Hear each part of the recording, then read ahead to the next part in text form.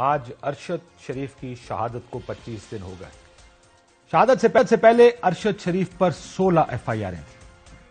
آج 25 دن کے بعد بھی اس مرڈر کی ایف آئی آر پاکستان میں نہیں ہے، کینیا میں بھی نہیں۔ خبر یہی ہے، ہمیں عمران خان صاحب پر حملے کے بعد بتایا گیا کہ جب تک ایف آئی آر نہیں ہوتی تو تفتیش کیسے ہو سکتی؟ کیا وجہ کہ اب تک ارشد شریف کی کوئی ایف آئی آر درج نہیں کی گئی؟ بنیادی سوال یہی ہے کہ کیا ہوگا اور کون کرے گا؟ حکومت کی جانب سے ایک کمیٹی بنائی گئی ہے۔ یہ انکوائری کمیٹی پہلے کینیا گئی، اس نے 2 سیاستدانوں کو اپنے پاس طلب کیا ہے اور آج کل یہ کمیٹی دبئی میں ہے اور دبئی سے فیکٹ فائنڈنگ کی کوشش کر رہی ہے۔ ویسے تو تمام جو فیملی ہے ارشد شریف کی، ان کا ایک ہی مطالبہ ہے، ایک ہی ڈیمانڈ ہے، اور وہ ڈیمانڈ یہ ہے کہ ایک شفاف کمیشن بنایا جائے اور یہ ہائی لیول کمیشن تحقیقات بھی کرائے اور اس قتل کے پیچھے جو منصوبہ بندی تھی، جس کو اب سب مانتے ہیں کہ منصوبے کے تحت یہ قتل کیا گیا ہے، اس منصوبہ بندی کے کرداروں کو منظر عام پر لایا جائے۔ یہ ہے سب کی ڈیمانڈ۔ حکومت کیا کر رہی ہے؟ اب تک جو کمیٹی ہے، اب تو حکومت خود یہ مان رہی ہے کہ یہ کمیٹی ہم نے بنائی ہے، ہم اس کو جگہ جگہ بھیج رہے ہیں۔ رانا ثناءاللہ صاحب نے یہ فرمایا، کیا کہتے ہیں ذرا سنیے۔ کینیا سے جو ٹیم واپس آئی ہے، میں نے ٹیم سے بریفنگ دی ہے، اس میں کچھ چیزیں جو ہیں وہ ابھی مزید جو ہے وہ انکوائری یا پروب طلب ہے۔ میں نے اس ٹیم سے کہا ہے کہ وہ دبئی بھی جائیں، وہاں پہ جن چیزوں کو کنفرنٹ کرنا ضروری ہے ان کو بھی کریں۔ یہ کمیٹی میں نے بھیجی ہے۔ لگ ایسے ہی رہا ہے کہ رانا ثناءاللہ صاحب جو انٹیریئر منسٹر ہیں، ہی از کالنگ دا شاٹس، ان کے کنٹرول میں کمیٹی۔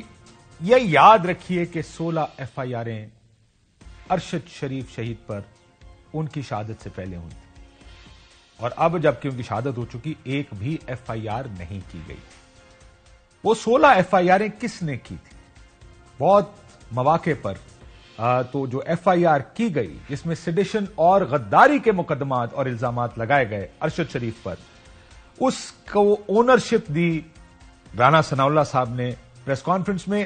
یہ ایف آئی آریں جب آپ نے کی، اس کی وجہ سے ارشد شریف کو پاکستان چھوڑ کے جانا پڑا۔ جو حالات تھے جہاں زمین تنگ کر دی گئی تھی ارشد شریف پر پاکستان میں، اور اب رانا صاحب یہ کہتے نظر آتے ہیں کہ ارشد شریف کی جان کو کوئی خطرہ نہیں تھا۔ سب سے پہلے وہ ایف آئی آر جو ارشد شریف اور دیگر اے آر وائی کے خلاف کی گئی اسلام آباد میں، اس پر رانا ثناءاللہ صاحب نے ایک پریس کانفرنس کی۔ رانا صاحب، جن الزامات کا آپ نے ذکر کیا ہے، ابھی تک تو ان کا تعین نہیں کیا گیا، تفتیش شروع نہیں ہوئی، مگر اے آر وائی کے خلاف تو ایکشن پہلے سے شروع ہو گیا، کل سے ہی اے آر وائی کو پورے ملک میں بند کر دیا گیا۔ نہیں، تعین بھی ہو چکا ہے، اب باقی چیزیں جو ہے وہ شہباز گل صاحب سے بھی تفتیش ہو رہی ہے، ہوگی، اور باقی چیزیں بھی جو ہیں تو اس سے یہ چیز سامنے آ جائے گی اے آر وائی میں کون کون لوگ ذمہ دار ہیں۔ اے آر وائی پر ایف آئی آر ہوئی، اس میں ارشد شریف کا نام بھی شامل تھا۔ اس سے پہلے بھی 16 ایف آئی آرز ہو چکی تھی، رانا ثناءاللہ صاحب کو یاد ہوگا۔ یہ تمام ایف آئی آرز، یہ ماحول جس میں ارشد شریف کو کیا کچھ نہیں کہا جاتا رہا، اس ماحول میں ارشد شریف نے یہ خود بھی فیصلہ کیا کہ وہ پاکستان چھوڑ کر جائیں گے۔ اس پر بہت سی سیاست بھی ہو رہی ہے، بہت سے بیانات دیکھ رہے ہیں، لیکن ایک بیان جو تواتر سے دیا جا رہا ہے، جس میں رانا ثناءاللہ صاحب جس کو لیڈ کر رہے ہیں، وہ یہ کہ ارشد شریف کی جان کو پاکستان میں کوئی خطرہ ہی نہیں تھا۔ ملک میں بھی ایسے حالات یا خطرات قطعاً نہیں تھے کہ ارشد شریف صاحب جو ہے وہ ملک چھوڑ کے جاتے۔ ان کے خلاف 1 درجن کے مقدمات جو درج ہوئے، ان کو گرفتار تو کسی نے نہیں کیا۔ تو اگر کوئی مقدمے ان کے خلاف درج ہوئے تھے تو ان مقدموں کو انہیں چیلنج کرنا چاہیے تھا ہائی کورٹ میں۔ انہیں یہاں پہ ایسا کوئی خطرہ نہیں تھا کہ وہ یہ سمجھیں کہ میری جو ہے نا وہ میری کوئی جان کے درپے ہے یا مجھے مار دیا جائے گا۔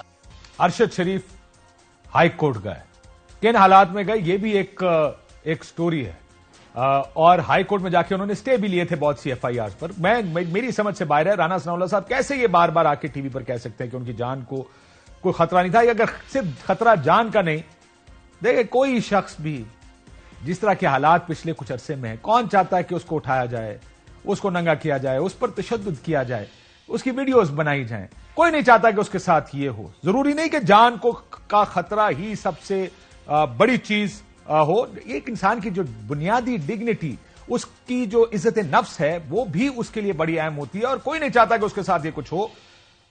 اس خطرے کے پیش نظر بھی لوگ ملک چھوڑ کر باہر جاتے ہیں۔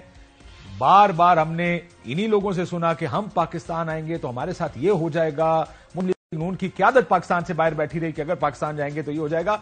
ये खतरात, खौफ ही है जो लोगों को मुल्क से बाहर जाने पर भी मजबूर करता है और वहां रहने पर भी मजबूर करता है। लेकिन अरशद शरीफ क्या, वो इंसाफ भी ढूंढ रहा था और उसको अदालत का तहफ्फुज भी चाहिए था। जो कहते हैं इसको खतरा नहीं था, ये खत उसने अपना पाकिस्तान छोड़ने से 32 दिन पहले पहला खत सदर पाकिस्तान को और 28 दिन पहले चीफ जस्टिस ऑफ पाकिस्तान को लिखा। वो चीख चीख के कह रहा था कि उसकी जान को खतरा है। लेकिन राना सनाउल्लाह साहब आके हर टीवी प्रोग्राम में बड़े कन्वीनियंटली कह जाते हैं कि अरशद की जान को कोई खतरा नहीं था। वो तो बात की, आप 8 अगस्त की बात करते हैं, 10 अगस्त को अरशद पाकिस्तान छोड़कर गए कि 8 अगस्त को ये हो गया, कोई एडवाइजरी आ गई। ये 1 महीना 2 दिन पहले की सारे खतूत और उसकी गुफ्तगू इन्हीं सेट्स पर बैठकर जिन खतरात का वो जिक्र कर रहा था। उसके बाद भी अब 25 दिन जब से अरशद शरीफ की शहादत हुई है, एक अजीब व गरीब स्टोरी चल रही है इसमें। हम सिर्फ शफाफ तहकीकात चाहते हैं जिस पर कोई उंगली ना उठा सके, ट्रांसपेरेंसी हो उन तहकीकात में, वो किसी एक मखसूस डायरेक्शन में मोड़ने की किसी तरफ भी कोशिश ना हो। यह अरशद शरीफ साहब का भी मैयत पाकिस्तान भी नहीं पहुंची थी तो प्रेस कॉन्फ्रेंसेस शुरू हो गई, जिसमें कब किसी ने एक तरफ इशारा किया, किसी ने दूसरी तरफ इशारा किया, किसी ने अरशद शरीफ को गोल्ड स्मगलर बना दिया। और वो गोल्ड स्मगलर बनाने वाले भी राना सनाउल्लाह साहब थे। उन्होंने कहा यह गोल्ड स्मगलिंग का केस है। किसी ने कोई लिंकेजेस बनाने की प्रेस कॉन्फ्रेंसेस में कोशिश की, किसी ने इसको अंदरूनी साजिश, तो सब मान गए दूसरे तीसरे दिन के ये साजिश अंदरूनी है, यहां से प्लान हुआ, यहां के लोग हैं मास्टरमाइंड्स, और अरशद को एग्जीक्यूशन उसकी केनिया में जाकर हुई। सो ये हैं वो हालात जो पिछले 25 दिन में कम से कम जब से अरशद की शहादत हुई है उस दिन से लेकर आज दिन तक हम सिर्फ एक ही बात कर रहे हैं कि एक शफाफ इन्वेस्टिगेशन होनी चाहिए। 2 पोस्टमार्टम रिपोर्ट्स हैं, एक केनिया से आई है, एक पाकिस्तान की है। पाकिस्तान की रिपोर्ट में 12 जख्मों के निशान भी हैं। नहीं जाते इस तरफ, जाहिर है ये एक्सपर्ट्स को फैसला करने दें कि आखिर हुआ क्या, केनिया में क्या हुआ। जो पोस्टमार्टम रिपोर्ट हुई, पाकिस्तान की एक पोस्टमार्टम रिपोर्ट है, but let the experts figure out, और वो हमें आके बताएं कि वो क्या कहते हैं इस केस में, इससे बजाय इसके कि मैं कयास आराई करूं, या क्योंकि कुछ वर्ड्स मेंशन नहीं है इसलिए मैं उस तफसील में नहीं जाना चाहता। अब जो कमेटी बनी है, कमेटी दुबई गई है, उस कमेटी को दुबई से बहुत से क्लूज मिलेंगे। अब तो पहले दिन से कह रहे हैं कि जो भी क्लूज हैं वो पाकिस्तान में हैं, दुबई में है और केनिया में है।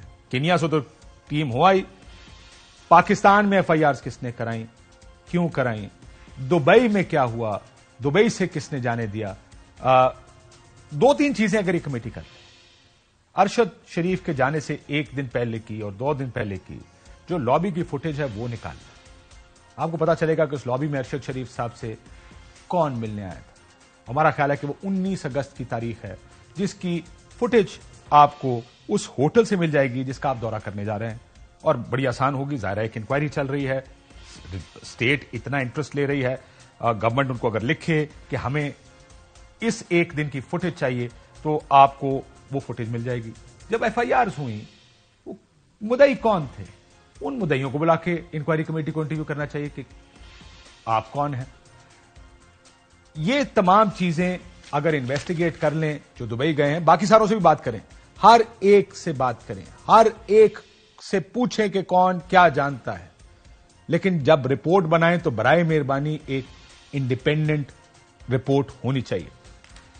राणा साहब ने यह भी कहा एक टीवी प्रोग्राम कि उनकी अरशद शरीफ साहब से 2 दफा बात हुई। ठीक है, राणा साहब ने फोन किया था अरशद शरीफ साहब को। राणा साहब से 2 सवाल कोई अगर एंकर पूछना चाहे कि राणा साहब ये फोन आपने अरशद शरीफ साहब को किया था या अरशद शरीफ साहब ने आपको किया था? अगर आपने किया था तो क्या कहने के लिए फोन किया था? एफआईआर के बारे में आपकी क्या बात हुई थी? ये अगर आप बता सकें तो एक शहीद, उसके खून का एक कर्ज है आपके लिए। तो और ये आप जानते हैं कि जब आप पर हीरोइन का मुकदमा बना था तो उसने उस पर क्या पोजीशन ली थी। ये अगर आप आज وہ فیور ریٹرن کر سکے. صرف یہ بتا دیں اس ٹیلیفونک کانورسیشن میں کیا بات. بڑی سمپل سی ایک سٹوری ہے جیسے ہم نے آپ کو بتائی. ارشد کا جانے سے پہلے کے حالات, دبئی کے حالات اور کینیا کے حالات, ان تمام کو سیپریٹلی انویسٹیگیٹ ہونا چاہیے. ان تینوں کو جب تک انویسٹیگیٹ نہیں کریں گے کھرا شاید ملنا مشکل ہے. اب یہ دیکھتے ہیں کہ کتنی سیریسلی یہ جو انکوائری کمیٹی ہے یہ کیا ثبوت اکٹھے کر پائے گی. جیسے میں نے کہا کہ کچھ چیزیں تو ایویڈنسز آپ ساتھ لا سکتے ہیں. آج تک 25 دن کے بعد بھی ایک کمیشن نہیں ہے. ایف آئی آر کیا ہونی چاہیے اور اگر ہونی چاہیے تو کیوں نہیں ہے, کس بنیاد پہ انکوائری ہو رہی ہے. یہ تو جیسے میں نے پہلے بھی کہا تھا کہ عمران خان صاحب کا کیس دیکھ کر لگا یہی تھا کہ, اور یہ کہا گیا کہ جی جب تک ایف آئی آر نہیں ہوتی انکوائری نہیں ہو سکتی, تفتیش کون کرے گا. سو برائے مہربانی یہ پھر ایک دفعہ گزارش ہے کہ اس کیس کی ایک شفاف تحقیقات کریں. ایک کمیشن ایسا ہو جس پر کوئی انگلی نہ اٹھا سکے اور صرف یہ پتا چل جائے کہ ارشد شریف کے قتل کے پیچھے کون لوگ. یہ تھی کہانی پچھلے 25 دن کی. اجازت دیجیے, اللہ حافظ.